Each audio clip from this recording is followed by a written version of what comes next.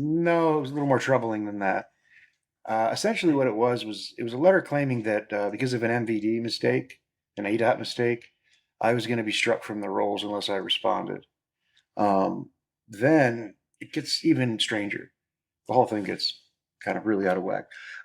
Then they say, okay, no, that letter was incorrect, but instead we need you to prove that you're a citizen of the United States. And I'm like, who would, at this day and age, who would ever claim to be that who wasn't? Anyway, sorry, lame joke.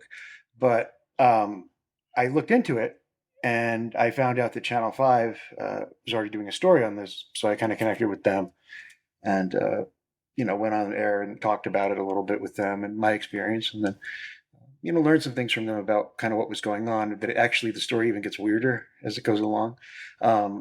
Basically, initially, the recorder's office was blaming the entire FUBAR on this outside company, and that raised a lot of alarm bells for me because I think back on cyber ninjas and these other, pretty questionable private, enterprises that are doing things that I would consider voter suppression tactics that we hear about all over the country, like in Georgia and other places.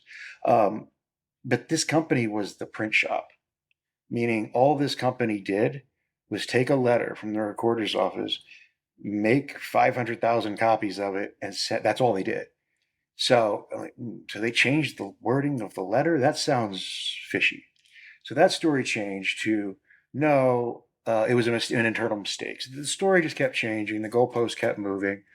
And all this, particularly in today's climate, and what I really wanted to stress when I talked to Channel 5 and when I just, it's anything along the lines of this uh, raises a lot of alarm bells in today's political climate because of, you know, all the stories we hear about voter suppression.